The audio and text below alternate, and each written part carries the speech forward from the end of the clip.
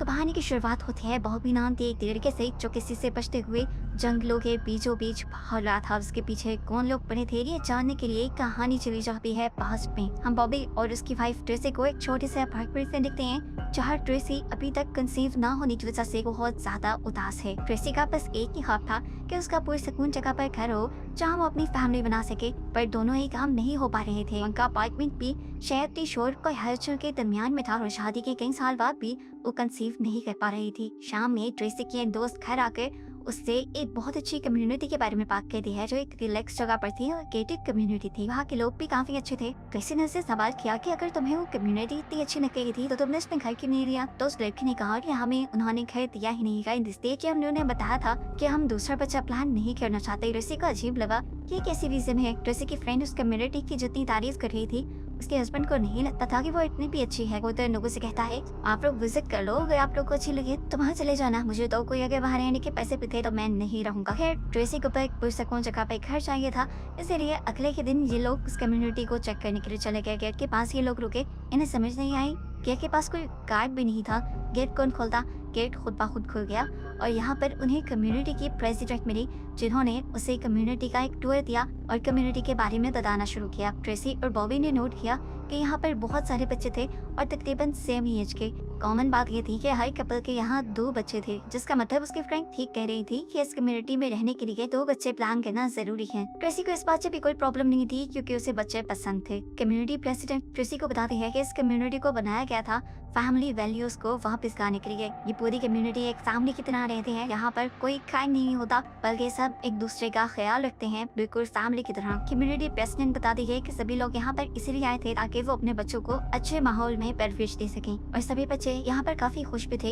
ये तो ट्रेसी और बॉबी भी देख चुकी थी। प्रेसिडेंट उसे यहाँ पे एक बहुत बड़ा बहुत खूबसूरत घर दिखाती है जिसे देखकर बॉबी को शक हो जाता है और वो पूछता है कि आखिर इतना बड़ा घर और इतनी अच्छी जगह को छोड़कर क्यों गया था। प्रेसिडेंट ने कहा कि उनका कोई बिजनेस का इशू था, उन्होंने अपना बिजनेस कहीं शिफ्ट कर लिया था। ये बात पे बॉबी को कहीं हजम नहीं हुई क्योंकि अंदर जाने पर देखा कि घर का सारा सामान भी वही था। ट्रेसी तो बहुत ज्यादा खुश हो गई, ऐसा ये तो बड़ा और खूबसूरत सा घर उसे चाहिए था। वो तो फौरन इसे लेने के लिए मान दी, लेकिन अब एक और मसला था, नहीं खैर उनके बजट में नहीं आ रहा था। तब प्रेसिडेंट से कहती है ये घर तो सस्ता नहीं हो सकता, लेकिन हाँ एक वे है, हम उन कपल्स की हेल्प करते हैं जो अपनी एक फैमिली बनाना चाहते हैं। उसके लिए एक फॉर्म फिल करना होता है, आप लोग भी फॉर्म फिल कर दो, अगर नंबर आ गया तो ये घर आपको सस्ते में मिल जाएगा। ट्रेसी ने भी फौरन हामी भर दी और इन्होंने फॉर्म फिल कर लिया और किस्मत इनकी देखी कि 2 दिन बाद इनका नंबर भी आ गया, इन्हें सस्ते में ये घर मिल गया। बॉबी को तो कि सब ठीक नहीं लग रहा था कि इतना स्मूथली सब कैसे हो गया, लेकिन ट्रेसी बहुत ज्यादा खुश थी। ट्रेसी की खुशी देखते हुए बॉबी ने कॉन्ट्रैक्ट पेपर पर साइन कर दिया बिना कॉन्ट्रैक्ट को पढ़े। आज से ठीक 1 महीने के बाद ये लोग घर में शिफ्ट हुए और मजेदार की बात थी कि पूरी कम्युनिटी ने उनका वेलकम किया अपने सारे काम छोड़कर। अब खाली नहीं मिल गया था तो ट्रेसी बच्चा प्लान करने का भी बात करने लग जाती है। बॉबी उसकी यह बात भी मान लेता है। अगले दिन हम देखते हैं कि उनके 2 नेबर्स उनके घर आने की कोशिश करते हैं। बॉबी को ये सब अच्छा नहीं लगता, वो बाहर से ही उन्हें टालने की कोशिश कर रहे थे, लेकिन नेबर्स जबरदस्ती उसके घर आ गए। जिसके बाद दिखाया जाता है कि अगले दिन ट्रेसी यहाँ से शॉपिंग करने के लिए जाती है कम्युनिटी की मार्केट में। तो उसे फील होता है कि कम्युनिटी के लोग उस पर नजर रख रहे हैं, लेकिन वो इसे अपना वहम समझकर यहाँ से चली जाती है। और दिन बाद यहाँ रखी जाती है एक क्रिसमस पार्टी जिसमें सभी कम्युनिटी के लोग थे। इसी क्रिसमस पार्टी के अंदर हम देखते हैं कि कपल की लड़ाई हो जाती है आपस में। डेब्रा जो इस कपल में वाइफ थी वो अपने हस्बैंड को एक जोरदार स्लैप कर देती है जिससे वो हस्बैंड गिर जाता है। उस आदमी की एक टांग नहीं थी, वो खुद खड़ा नहीं हो पाया और कोई उसकी मदद के लिए भी नहीं आया। बॉबी को ये बात बहुत अजीब लगी। वो जब उसकी मदद के लिए गया अब आकर बाकी लोगों ने उस आदमी की मदद की और उसे वहाँ से उठा लिया। जिसके बाद दिन यूं ही गुजर गए और एक दिन जॉगिंग करते हुए बॉबी को दोबारा डेब्रा मिली। वो डेब्रा से उसके हस्बैंड के बारे में पूछता है तो उसकी हालत रोने वाली हो जाती है, लेकिन वो झूठ बोल देती है कि उसके भाई की डेथ हो गई है, वो वहाँ पे गया है। ये कहते ही वो तेजी से घर के अंदर चली गई। बॉबी को फील हुआ जैसे वो कुछ छुपा रही है। खैर बॉबी इग्नोर करके घर पे आ जाता है और रात में नींद न आने पर वो टीवी ऑन कर देता है। टीवी पे बहुत सारे चैनल्स आ रहे थे और चैनल बदलते बदलते उसे एक ऐसा चैनल भी दिखा जहाँ पर उसे अपनी नेबर्स का घर नजर आ रहा था। उसके नेबर किसी और के साथ क्लोज होने की कोशिश कर रही थी और तभी उसका हस्बैंड रूम में आ जाता है। बॉबी को यकीन नहीं आता ये सब वो क्या देख रहा है, लेकिन वो इसके बारे में ज्यादा सोचता भी नहीं और चैनल चेंज कर देता है। सुबह को उठकर बॉबी अब अपने वॉइस मेल्स चेक करने लगता है जिसमें से काफी सारे तो उसके फ्रेंड्स के थे और एक वॉइस मेल था ट्रेसी के लिए जिसमें से कम्युनिटी के मेंबर्स उससे पूछ रहे थे कि तुम्हारी प्रेगनेंसी का क्या बना। ये सुनकर बॉबी को गुस्सा आ जाता है और वो ट्रेसी से जाकर पूछता है तुम अपनी फैमिली के मामला भी उनको बता रही हो, तुम उन्हें ये भी बता रही हो कि हम कंसीव करने की प्लानिंग कर रहे हैं। ट्रेसी इस बात को ज्यादा हावी नहीं करती और आराम से कहते थे इसमें क्या बड़ी बात है, हम लोग मेरे दोस्त बन रहे हैं और मैं उनसे बस यही डिस्कस कर रही थी। बॉबी इस चीज पे हैरान था कि सच में ट्रेसी ने इन सब लोगों को अपनी फैमिली मान लिया था। खैर अब अगले दिन बॉबी को एक कम्युनिटी मीटिंग के लिए बुलाया गया। यहाँ पर सेंट्रा और उसका हस्बैंड आए थे। सेंट्रा वही औरत जिसने अपने हस्बैंड को पूरी कम्युनिटी के सामने थप्पड़ मारा था। ये मामला ये कम्युनिटी वाले यहाँ डिस्कस करने वाले थे। बॉबी को ये सब अजीब लगता है और वो पूछता है कि हम उनके पर्सनल मामले में क्यों बोले। तो कम्युनिटी चीफ कहती है क्योंकि हम फैमिली मेंबर्स हैं और ये सब मामला डिस्कस करना हमारा फर्ज है। बॉबी तो कुछ नहीं बोलता, लेकिन कम्युनिटी वाले उसे सजा देते हैं कि अगले दिन उसे कम्युनिटी के दरमियान में खड़ा करके पिग का मास्क पहनाकर सब उसे मारेंगी। ये सब क्या था? ये कौन सी वैल्यूज थी जो उस कम्युनिटी में सिखाई जा रही थी? ये तो किसी इंसान को बेइज्जत करके मारने जितना गलत था।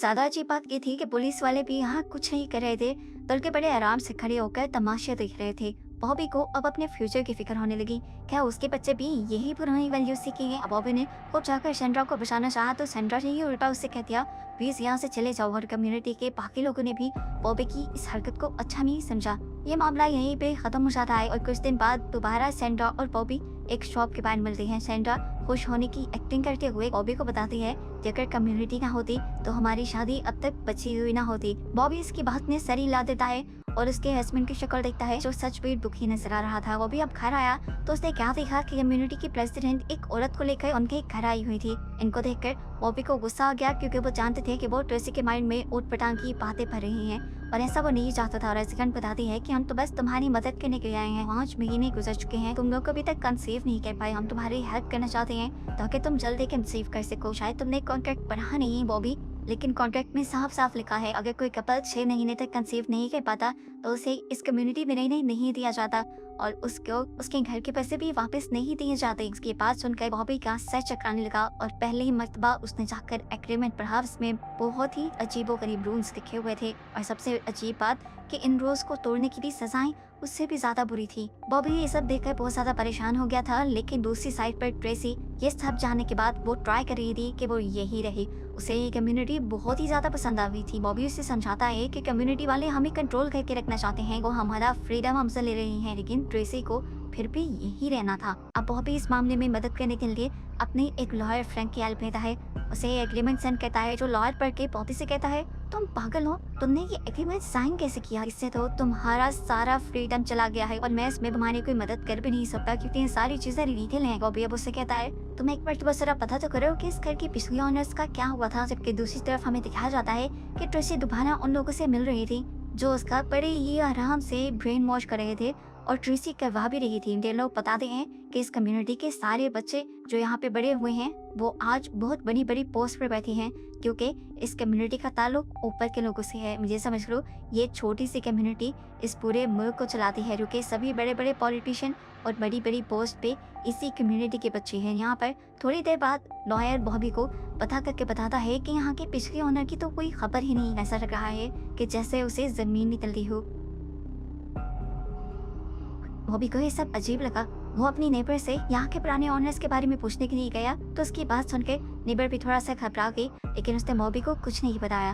बॉबी को अब बहुत कुछ समझ आ रहा था। वो समझ गया कि अगर वो इन कम्युनिटी वालों के साथ कोऑपरेट नहीं करेगा तो उसे भी मार दिया जाएगा। खैर अब बॉबी कॉम्प्रोमाइज करना शुरू कर देता है। ऐसे ही दिन गुजरते हैं और वैलेंटाइन का दिन भी आ जाता है। ट्रेसी उसे सबसे बड़ी खबर देती है कि वो अब प्रेग्नेंट थी। ये सुनकर बॉबी भी बहुत ज्यादा खुश हो गया, लेकिन उसकी सारी खुशी तब खत्म हो गई जब बहुत से लोग उसे पहले से ही मुबारकबाद के मैसेजेस देने लगे। उसे शौक इस बात का लगा कि ट्रेसी ने उससे पहले पूरी कम्युनिटी को ये खबर दे दी थी, हालांकि इस खबर पे पहला हक उसका था। कुछ दिन बाद ये लोग अल्ट्रासाउंड करवा कर वापस आते हैं तो तभी सेंट्रा इनकी नेबर इनकी गाड़ी को रोकते हुए इनसे मदद मांगने लगते हैं। इससे पहले कि बॉबी कुछ एक्शन लेता, पीछे से एक गाड़ी आती है और उसे मार कर यहाँ से चली जाती है। ये सब कुछ शेरिफ ने देखा भी था, लेकिन देखते हुए उसने इग्नोर कर दिया और बॉबी से ही कहा कि मैं इसमें कोई एक्शन नहीं ले सकता। वो लेडी ड्रंक थी और गाड़ी के सामने जानबूझ कर आई।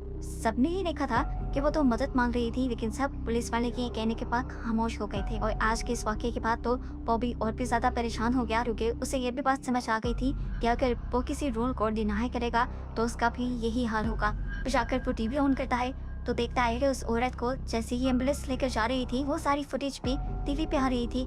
उसने एक चैनल चेंज किया तो उनके नेबर्स की फुटेज चल रही थी, और जब उसने दूसरा चैनल चेंज किया तो इन लोगों की फुटेज चल रही थी। यानी ये कम्युनिटी वाले इनकी हर हर हरकत पे नजर रखते थे। कोई भी जब चाहे जहाँ से चाहे किसी को भी देख सकता था। यहाँ पर प्राइवेसी नाम की कोई चीज नहीं थी। हर घर की 24 घंटे की स्ट्रीम इनके टीवी पे आती थी। अब बॉबी को भी समझ आ जाता है कि सबको ये बात कैसे पता थी कि ट्रेसी प्रेग्नेंट है, क्योंकि ट्रेसी ने तो शायद 1 से 2 लोगों को ही ये बताया होगा। अमीन सारी चीजों से परेशान तो जल्दी से अपनी नेबर के पास जाते हैं, तो नेबर ये कहते हुए दरवाजा बंद कर देती है कि हमें छोड़ दो, हमें माफ कर दो, हमारी एक बेटी है। और यहाँ पर एक और डार्क हकीकत बॉबी को ये पता चली कि अगर कोई भी गलती करेगा तो उसकी सजा उसकी फैमिली को मिलेगी। स्कैंड्रा के हस्बैंड का भाई ऐसे ही नहीं मरा था। असल में स्कैंड्रा ने जो गलती की थी उसकी उसे सजा दी गई थी इस कम्युनिटी से बाहर उसके भाई को मारते हुए। अब तो ट्रेसी को भी इस कम्युनिटी की हकीकत समझ आ गई थी। वो भी यहाँ से निकलना चाहती थी, इसीलिए ये लोग प्लान करते हैं कि ये लोग ड्रामा करते हुए इस कम्युनिटी से बाहर निकलेंगे। चाहे इस सब में बॉबी मर भी जाए